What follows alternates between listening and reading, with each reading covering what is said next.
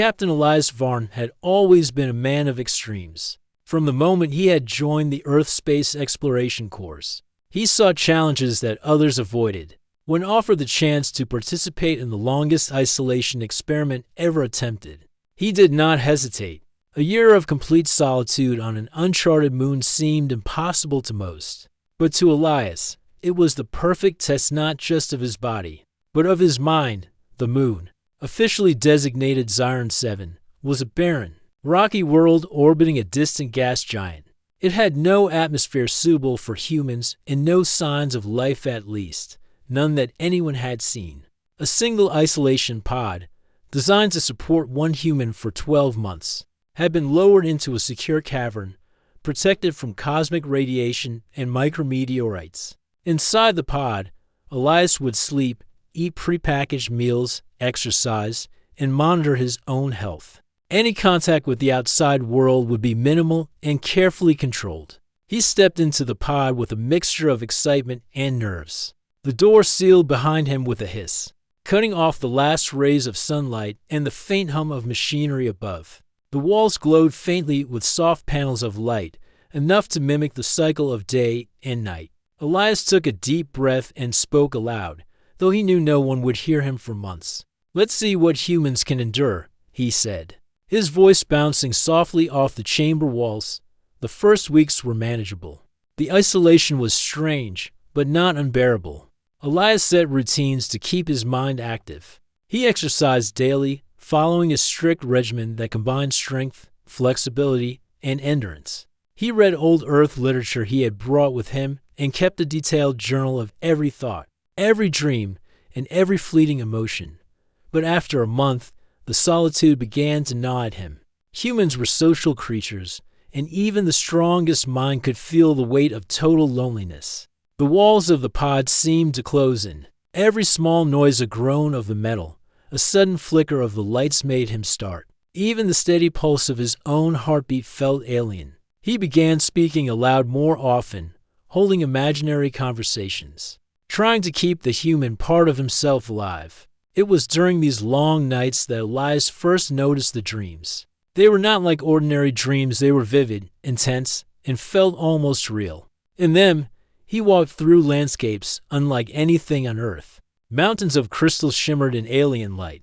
Rivers of glowing liquid twisted through forests of shapes that seemed alive, though they had no leaves or branches. Strange creatures watched him from a distance, not attacking, only observing. He woke each morning with the images still burning in his mind, and a curious feeling that someone or something was watching him even when he was awake. Elias tried to dismiss the thought. He was alone. That was the point.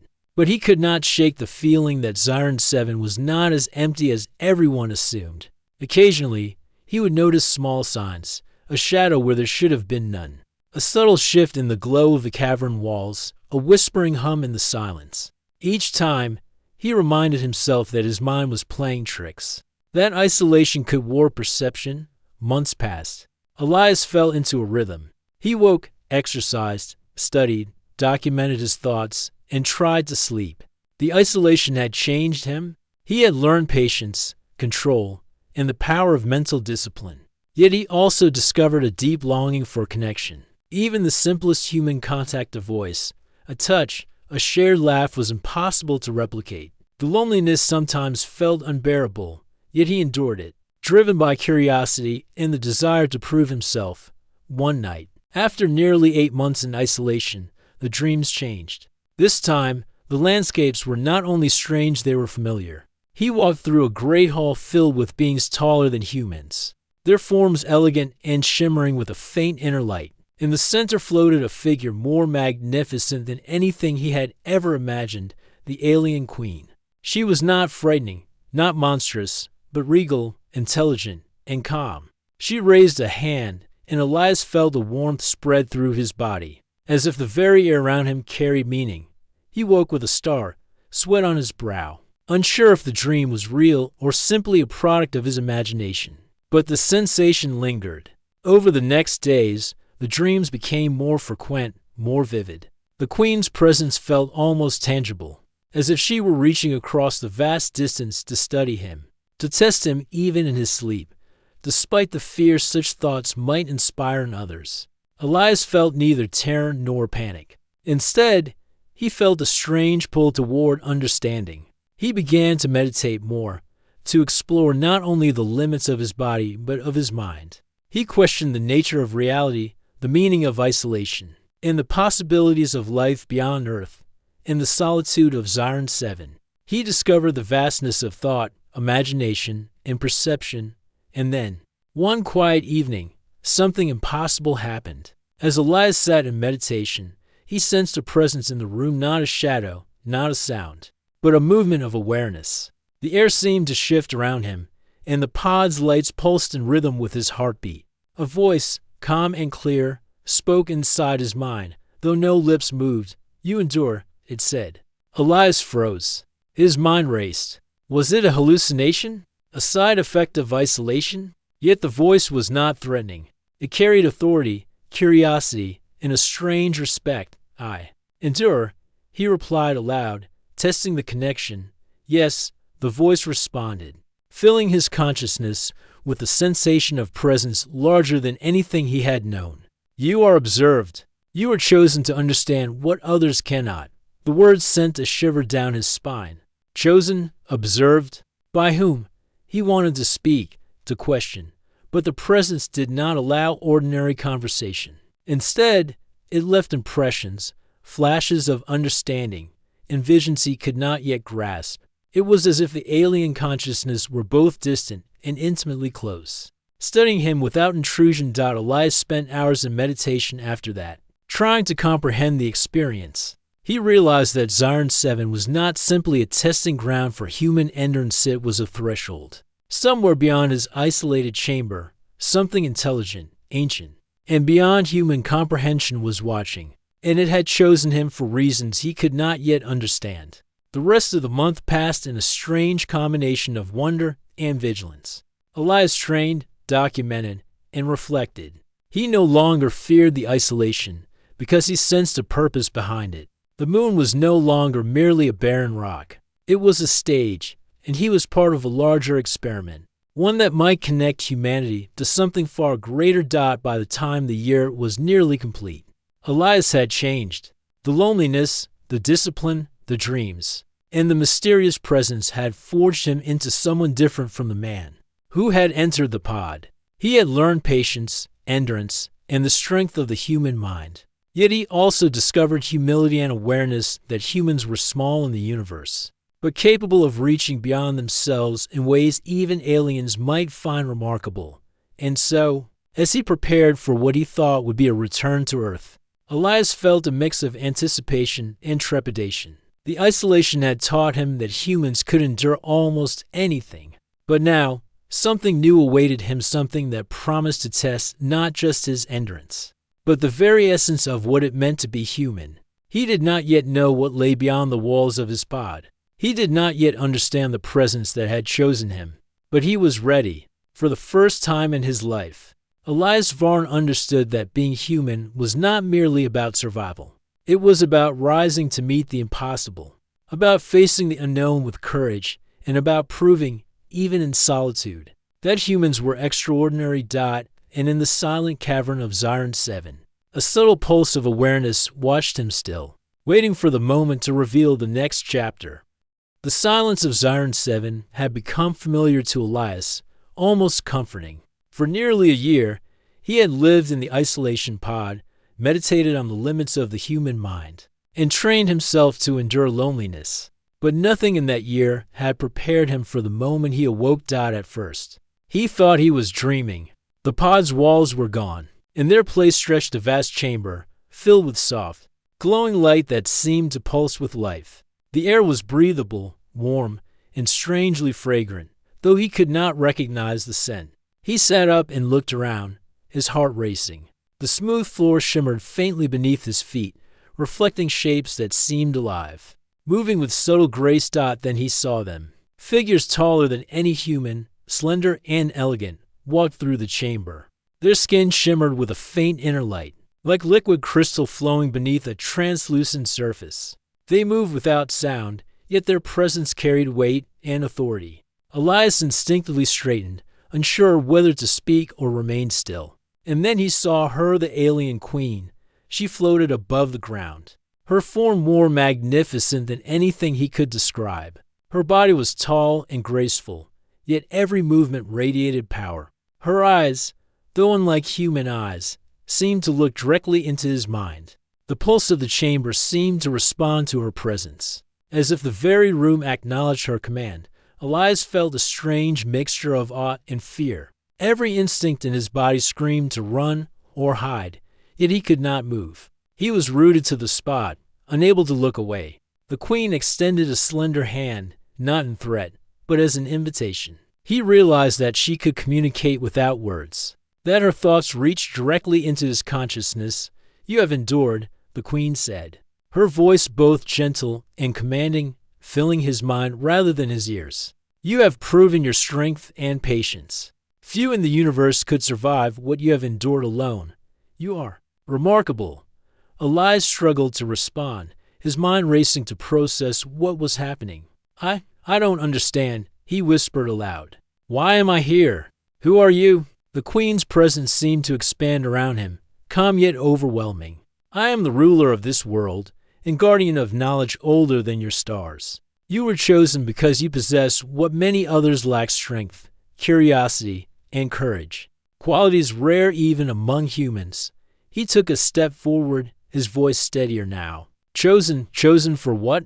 "To understand," she said, her thoughts echoing in his mind like a chorus of wind through crystal towers. "To see what humanity can offer the universe. You have endured isolation, a test of body and mind. But now, the true challenge begins." Elias felt a wave of questions. What challenge? Why him? And why here, with these beings? But before he could speak again, the chamber shifted.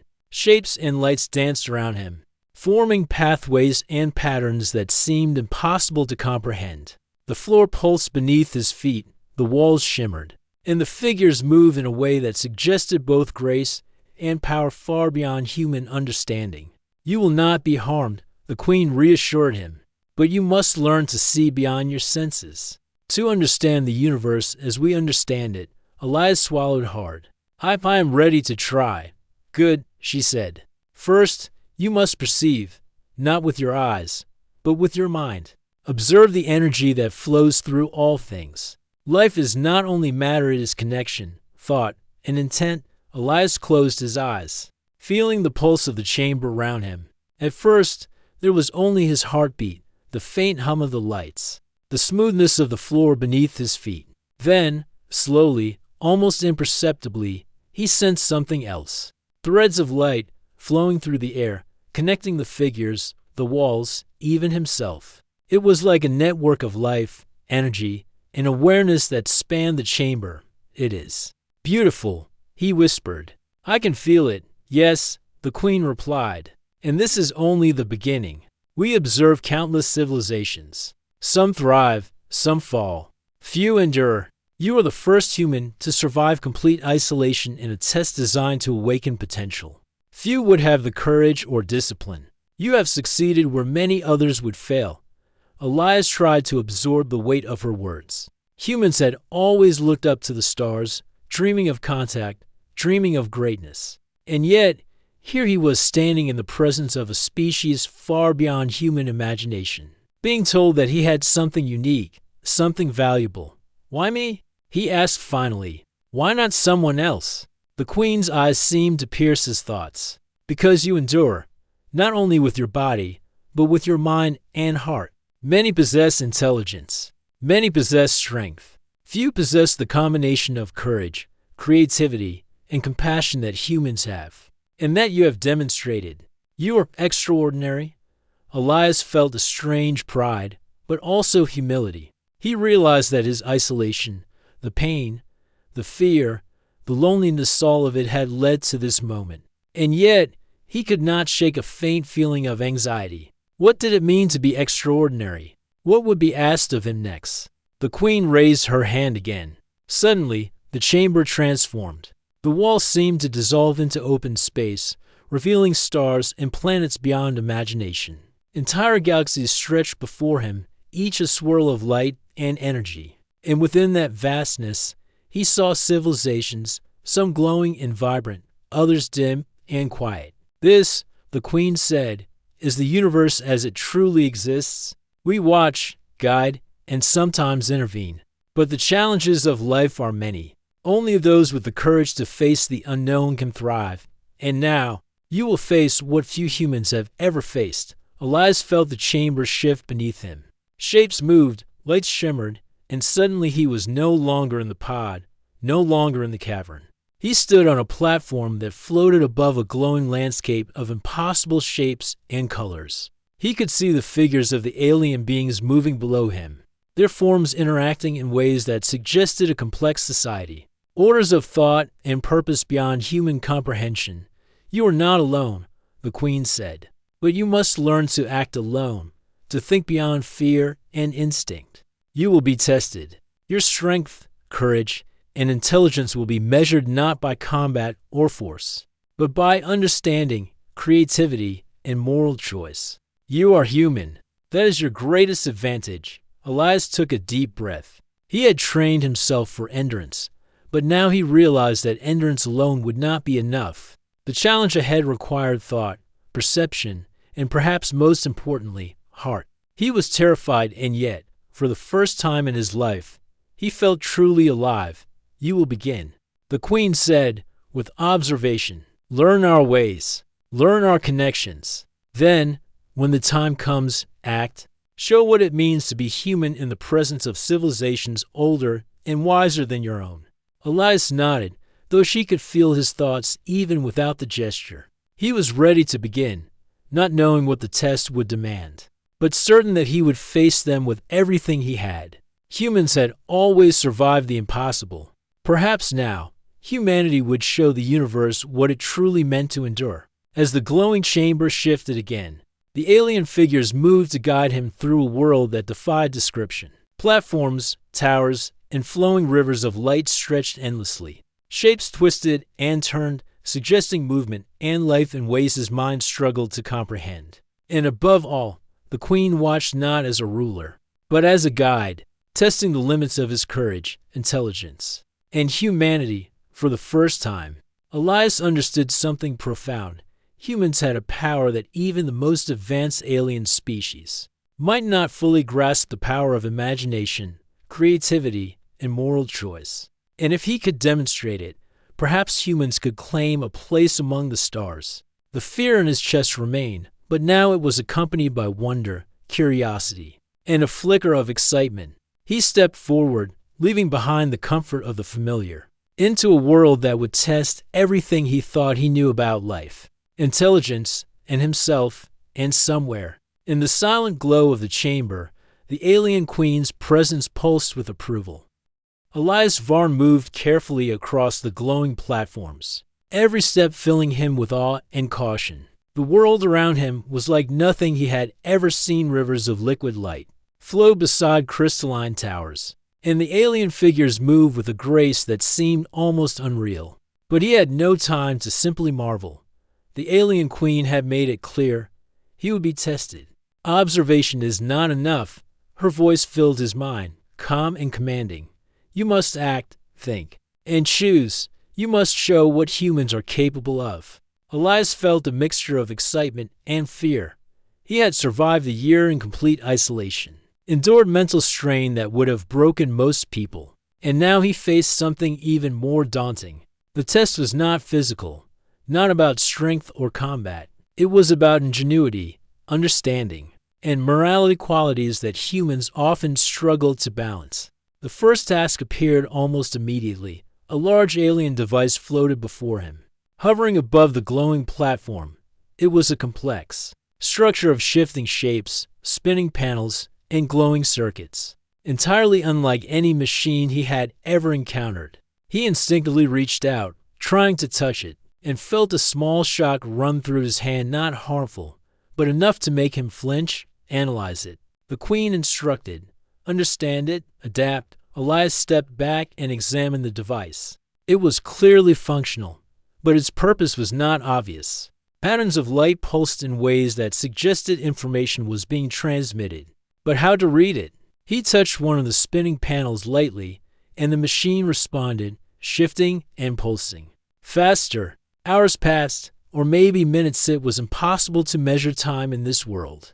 Elias experimented carefully, pressing panels, tracing light flows, observing the way the device moved. He noticed patterns that resembled logic circuits, familiar to him from his training with human technology. Slowly, he began to understand the structure, predicting how the panels would move and how the energy would flow. Finally, with a mixture of intuition and trial, he manipulated the device so that it aligned perfectly. A burst of soft light signaled success, and Elias felt a rush of triumph. He had solved the problem not with brute force, but with observation, creativity, and patience. "You understand," the queen said, her voice filling his mind. "But understanding alone is not enough. You must also act wisely, with judgment and empathy. This is your true test." Before him, a holographic projection appeared, showing a world similar to Earth, inhabited by an alien species struggling to survive. Their cities were crumbling, their resources failing, and they faced threats from both the environment and from hostile neighbors. Elias realized that the simulation was a test of decision-making. The aliens could be saved, but only if he made the right choices. Elias studied the projection carefully. He could direct resources, reorganize their defenses, and guide their leaders. But each choice had consequences. Divert too many resources to one city, and another would suffer. Take a risk to confront a hostile neighbor, and innocent lives might be lost. He felt a pang of responsibility, unlike any simulation he had ever experienced on Earth. This was not a game. The weight of potential outcomes felt real. He began to act using logic, observation, and a human sense of fairness. He allocated resources to protect the most vulnerable, guided the leaders to negotiate with their neighbors, and even used strategies that were unconventional strategies he had learned from his own experiences on Earth, from history, from observation of human ingenuity. Slowly, the alien civilization stabilized, and Elias felt a cautious sense of success. The queen's presence pulsed through his mind. "You act as a human," she said. "You combine intellect, creativity, and empathy. Many species are intelligent. Many are strong, but few can balance logic and compassion. You are rare." Elias swallowed hard. Rare. He had survived isolation, solved impossible problems, and now he had guided a civilization through its darkest hour. But he knew this was only the beginning. The queen's tests were not just about skill, they were about human qualities that could not be measured in numbers or equations. Courage, ingenuity, morality, these were the true markers of potential. Suddenly, the glowing chamber shifted again. Elias found himself standing on a new platform, overlooking a vast arena of alien machinery. Here, the test was different. A fleet of mechanical drones swirled in the air, performing tasks that required coordination, strength, and precision. The queen communicated her instructions directly to his mind. Some problems cannot be solved alone. You must lead, communicate, and inspire. Show what it means to be human in the face of complexity. Elias realized that this challenge was not just about technical skill, it was about leadership. The drones moved unpredictably, sometimes colliding or spinning out of control. He could not command them with brute force. Instead, he began to anticipate their movements using logic, observation, and guidance. He issued clear, simple instructions, adjusting his strategies as he observed the drones' responses. Hours passed, or maybe it was longer. Elias lost track of time. But slowly, the drones aligned, moving in harmony under his guidance. Patterns emerged. Orders were restored, and a sense of unity spread through the arena. Elias felt the thrill of achievement, not just because he had succeeded, but because he had learned something vital. Humans could lead, adapt, and inspire even in situations beyond comprehension. The queen's presence filled his mind with approval. "You are learning faster than we expected. Humans are capable of extraordinary feats when guided by intelligence, creativity, and heart. You demonstrate the qualities we seek." Elias felt a mix of pride and humility. Pride, because he had proven himself in ways no human had before. Humility, because he realized how vast and complex the universe truly was, and how small humanity was in comparison. Yet, despite that smallness, he felt a spark of hope. Humans were capable of more than survival. They could innovate, lead, and inspire in ways even the most advanced species might underestimate. The Queen did not stop there. Another vision appeared before him, a world torn by conflict, where two alien factions stood on the brink of war. Elias could see the fear, the anger, and the desperation in their eyes. Here, brute force would fail. Diplomacy, creativity, and courage were required. Elias approached the situation cautiously. He studied the factions, their histories, their fears. Then he acted, not as a soldier, but as a human. He proposed a compromise that balanced justice with mercy, demonstrating empathy while protecting the innocent. He negotiated, explained, and adapted as tensions flared. Slowly, the conflict subsided, and the factions began to cooperate. Elias felt relief, exhaustion, and a quiet sense of wonder. The Queen's voice resonated in his mind. You understand what many failed to grasp. Humanity is not the strongest, not the fastest, not the most powerful. But humans endure, create, and adapt. Humans make choices that reflect both logic and heart. That is why you were chosen. Elias took a deep breath. He realized that these tests were not simply for him, they were a demonstration of what humans could achieve. Isolation, challenges, and survival had prepared him to show the universe that humanity was more than a fragile species. Humans could face impossible odds and still rise, guided by creativity, courage, and compassion. Finally, the chamber shifted again. Elias found himself back on a glowing platform, alone.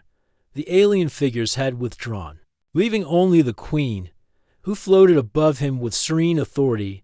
You have done well, she said. Few species could balance skill, intelligence, and empathy as you have. Few humans could endure isolation, solve challenges, and act with courage in the face of uncertainty. You have proven what we hope, that humans are extraordinary. Elias felt a mixture of pride and humility.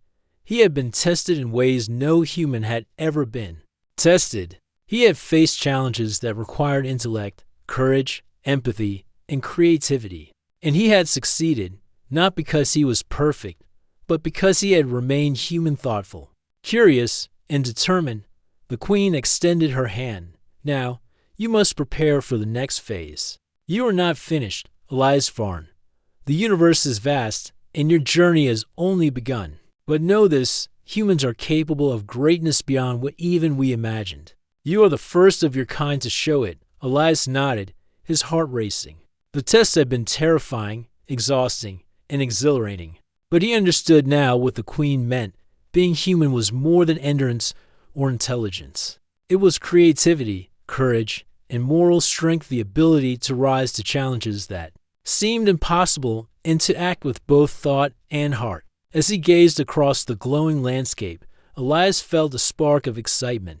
The universe was full of challenges, but he was ready. He was human, and humans had a power even the most advanced species might never fully understand. For the first time, Elias felt not only hope, but purpose. The test had proven his strength. The Queen had chosen him, and now he was ready to show the universe what humanity could truly achieve.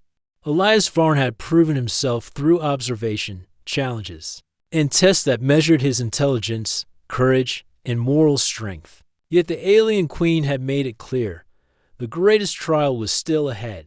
He had survived isolation, solved impossible problems, and guided civilizations. Now, he faced a choice, one that could shape not only his destiny, but the fate of humanity. The chamber shifted once again. Elias found himself on a vast platform suspended above a glowing expanse of stars. The alien figures were gone, leaving only the Queen. Her presence was calm, yet it carried the weight of ancient knowledge. He sensed that the decision he would soon make was of great importance. You have done well, Elias Farn, the Queen said, her voice echoing in his mind. Few humans could balance intellect, courage, and empathy as you have. Yet your journey is not complete. The next challenge is not about endurance or skill, it is about judgment. Elias took a deep breath. Judgment. He had faced complex problems and guided civilizations. How could he be tested further? There are two paths before you, the Queen continued. You may remain here, among us, learning, guiding, and shaping the galaxy. You would be a champion of human potential, your presence influencing countless worlds. Or you may return to your own people, to Earth, carrying knowledge and understanding that could elevate humanity but also mark it as a force. The universe will watch closely. Elias felt the weight of the decision pressing down on him. Both paths carried immense responsibility. To stay meant leaving Earth behind, living among beings far older and wiser than any human. To return meant facing his own species, sharing knowledge that might inspire greatness or fear. He could not make this decision lightly. The Queen extended her hand, and a vision unfolded before him. He saw Earth not as it was, but as it could be. Humans using knowledge from the stars to solve their greatest problems: hunger, disease, conflict. Cities rising with clean energy, communication spanning the globe instantly. People working together as never before. The possibilities were breathtaking, but another vision followed. He saw humans misusing the knowledge, creating weapons, spreading fear, and turning on one another. He saw civilizations falling to chaos, not because of weakness, but because of poor choices. His heart ached at the thought. Every choice has consequences, the Queen said softly. Your decision will ripple through time and space. You must consider not only yourself, but all humanity. Elias stepped back, struggling to focus. He closed his eyes, drawing upon all he had learned during his isolation, his tests, and his trials. He remembered the loneliness, the dreams, the challenges that pushed him to the limits of endurance. He remembered the civilizations he had guided, the problems he had solved, and the empathy he had shown. And he remembered the human spirit, the stubborn determination, the curiosity, the willingness to rise against impossible odds. That was the part of humanity that mattered most. Opening his eyes, Elias looked to the stars stretched out below the platform. He imagined himself remaining among the aliens, learning their ways, helping guide their civilizations. It was tempting. The knowledge, the power, the opportunity to shape the galaxy. It was unlike anything humans could hope to achieve. Yet, something inside him pulled toward Earth. Humans were imperfect, often reckless, sometimes cruel, but they were also capable of great courage, ingenuity, and compassion. Elias felt that his place was among them, not above them, not as a figure of power in alien courts, but as a guide, a messenger, a catalyst for human potential. I choose to return, he said aloud, his voice steady despite the weight of the decision. I will go back to my people. I will share what I can. I will help them grow, not rule them. The Queen's presence pulsed with approval. You understand the true nature of your kind. Humans are small, fragile, and limited in many ways, but they possess the power to rise above limitations, to adapt, and to endure. Your choice honors that spirit. Before Elias could speak again, the chamber shifted. He was no longer suspended above the stars, but standing in a new space, a calm, serene landscape. Light flowed gently across the ground, and alien figures observed him silently, no longer testing, only waiting. The Queen's voice filled his mind once more. Your decision is wise, Elias Varn. Yet wisdom alone is not enough. You will face one final test, a test of courage and moral strength. You will be shown visions of possible futures. Some will tempt you with power, glory, or safety. Others will challenge your empathy, your creativity, and your resolve. You must choose correctly, or the knowledge you carry may be lost, or worse, misused. Elias felt a shiver run through him. Even after everything, the weight of responsibility pressed down. Yet he knew he could not falter. He had been chosen not just for endurance, intelligence, or skill, but because he could act as a true human, balancing logic, courage, and heart. The visions began. The first showed Earth consumed by war, humans turning against each other for resources and power. Cities burned, oceans rose, and the sky was darkened with smoke. In the vision, Elias could intervene, using alien knowledge to command armies, defeat enemies, and seize control. It would be easy he could prevent the chaos, but at the cost of freedom and trust. He shook his head. No, he whispered. Humans must make their own choices. Even mistakes had value. Growth came from learning, not domination. The second vision was of a world where humans had learned too little, remaining divided and weak. Disease, hunger, and conflict persisted. The temptation was to stay with the aliens, to bring back only partial knowledge, only what was safe. He could protect humanity from mistakes, but he would limit their potential. Again, he refused. Humans were capable of greatness if guided correctly. He would not shield them from challenge. He would give them tools, knowledge, and hope, but leave them to rise on their own. Finally, a vision of unity appeared. Humans worked together, inspired by new ideas and understanding. They explored the stars responsibly, solved old problems, and shared knowledge freely. But the path was not easy. They faced setbacks, conflicts, and fear. Yet they endured, adapted, and learned. Elias reached out mentally, feeling the vision as if it were real. This is the path, he said softly. This is what humans can become, not perfect, but capable, resilient, and courageous. The Queen's voice filled his mind one last time. You have chosen wisely. You understand the value of choice, responsibility, and empathy. You are ready to return to your kind. Remember this, humans are not the strongest, nor the fastest, nor the most powerful, but their greatest strength lies in endurance, creativity, and heart. You carry that truth. The chamber shifted once more. Stars and light swirled around Elias, pulling him gently toward Earth. He felt a mix of excitement, fear, and hope. He was returning to the world he had left behind, carrying knowledge beyond comprehension, yet leaving humanity free to grow on its own. As the journey began, he reflected on everything he had learned. Isolation had taught him patience. The tests had shown him ingenuity and moral strength. The visions had revealed the weight of choice. And above all, he had discovered that humanity, despite its flaws, was capable of greatness that even ancient beings could respect. Elias felt a profound sense of purpose. He was more than a human returning from isolation. He was a messenger, a guide, and a living example of what humans could achieve. The universe was vast, full of challenges and wonders, and yet he carried the spark of humanity with him, ready to inspire, teach, and rise to the impossible. Somewhere across the stars, the alien queen observed him silently, not as a ruler judging a subject, but as a mentor witnessing the birth of human potential in a single chosen individual. Elias smiled faintly, feeling the warmth of determination spread through him. Earth awaited not just as a planet, but as a stage for humanity's journey into the stars. And he would face it as he had faced every challenge before, with courage, intellect, and the human heart leading the way. The path ahead was uncertain, full of obstacles, and yet brimming with possibility. Elias Varn stepped forward, ready to meet it, carrying the weight of choice, the spark of human potential, and the promise of a future yet unwritten. The stars stretched endlessly around him. But Elias knew something vital. Humans were capable of reaching them not through force, but through courage, ingenuity, and the strength of the heart. And he would ensure that humanity remembered this truth, rising to meet the universe as it was always meant to, undaunted, resilient, and extraordinary.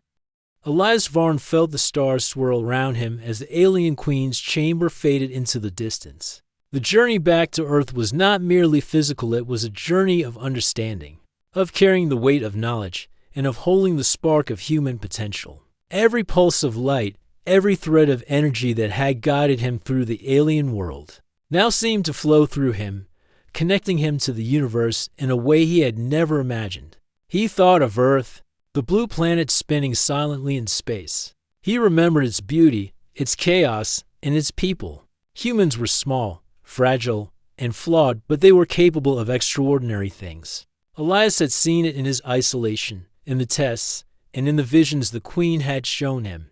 Now, he was returning as a bridge between worlds, a living proof of humanity's potential. When he arrived, the familiar sights of Earth filled him with both comfort and wonder. The sky was blue, the clouds moved gently, and cities stretched below him like tiny, pulsing networks of life. Yet something had changed. He felt the vastness of the universe pressing gently against his mind, reminding him that Earth was only a part of a much larger story. Elias knew that he could not reveal everything he had learned. The knowledge of alien civilizations, advanced technologies, and interstellar wisdom was too vast, too dangerous to release all at once. Humans were brilliant, but they were also untested in the ways the universe demanded. He would have to guide, teach, and inspire carefully, using the lessons he had learned to awaken the best in them. In the months that followed, Elias worked tirelessly. He spoke to leaders, scientists, and thinkers, sharing insights in ways they could understand. He taught patience, observation, and problem-solving. He encouraged humans to look beyond conflict, to work together, and to explore not just the world, but the universe itself. Many were skeptical at first. How could one man, alone, have survived a year in isolation and returned with knowledge beyond comprehension? But Elias did not ask for belief. He asked for curiosity, for effort, and for courage. Slowly, people began to listen. Slowly, they began to think differently, to approach challenges with creativity and collaboration rather than fear and competition. The Queen's lessons echoed in his mind constantly. Humans were not the strongest. They were not the fastest. They were not the most powerful. But they could endure, adapt, and innovate in ways no other species could match. That truth guided every choice he made, every word he spoke, and every plan he formed. And then, one evening, as Elias looked up at the stars from a quiet hill outside a city, he felt the familiar pulse, the presence of the alien queen, reaching across the void. Not to command, not to test, but to observe and to acknowledge. You have returned. Her voice filled his mind. You carry the potential of your kind. You have acted wisely, showing patience, courage, and understanding. And yet, your journey is only beginning. The universe awaits, and humanity is ready to rise. Elias nodded silently, feeling a deep sense of responsibility.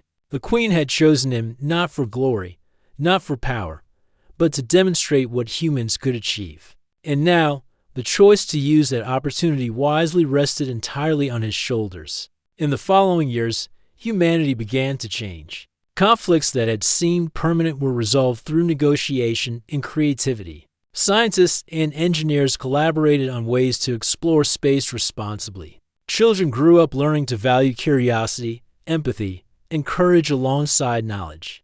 Elias watched these changes, knowing that the seeds he had planted through example, guidance, and wisdom were beginning to grow. Yet Elias never forgot the alien world he had left behind.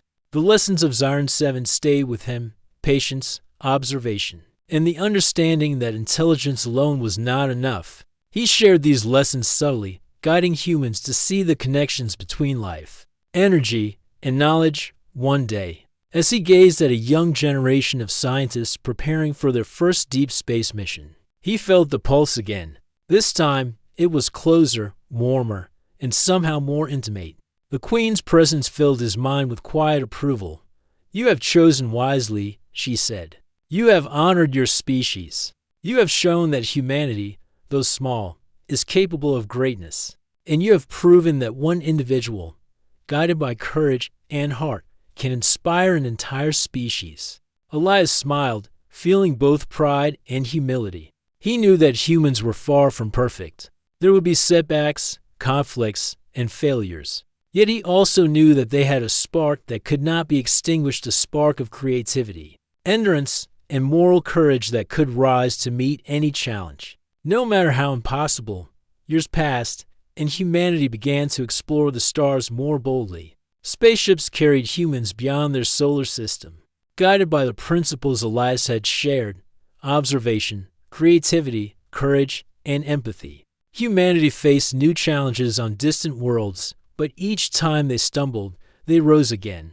The lessons of endurance, moral strength, and ingenuity had taken root. Elias observed silently, always present, always guiding when needed, but never controlling. He understood the balance. Humans must grow on their own, yet they could be inspired by those who had seen what was possible. He had become a living symbol not of power, but of potential.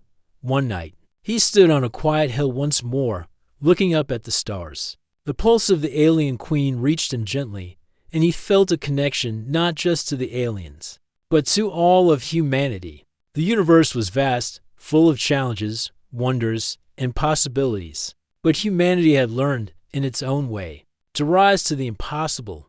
Elias whispered to the stars, though no one could hear him. "We are ready." The stars seemed to shimmer in response, as if acknowledging a promise that stretched across space and time. Humanity, small and fragile though it might be, was no longer limited by fear or ignorance. It had learned to endure, to create, and to rise above impossible odds. And in that, Elias knew the truth the Queen had revealed.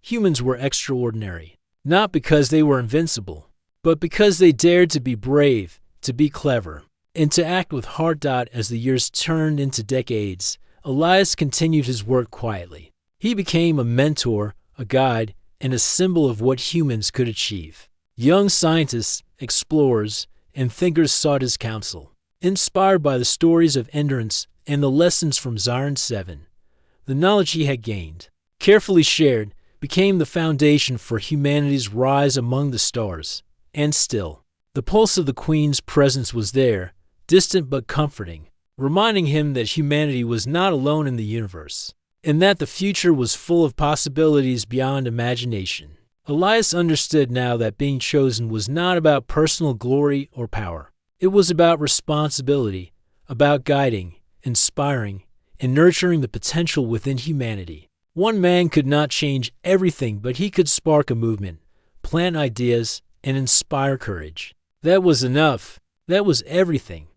On the night of his final reflection, Elias looked at the sky, filled with stars that stretched across the cosmos. He felt a quiet joy, knowing that humans were rising, learning, and exploring. He had seen what the universe demanded, he had endured, and he had returned with the spark of understanding. And in that moment, he realized something profound. Humans were chosen not by the alien queen, but by themselves. Their courage, ingenuity, and heart had made them capable of greatness. He had only been the first to see it, and the first to show it.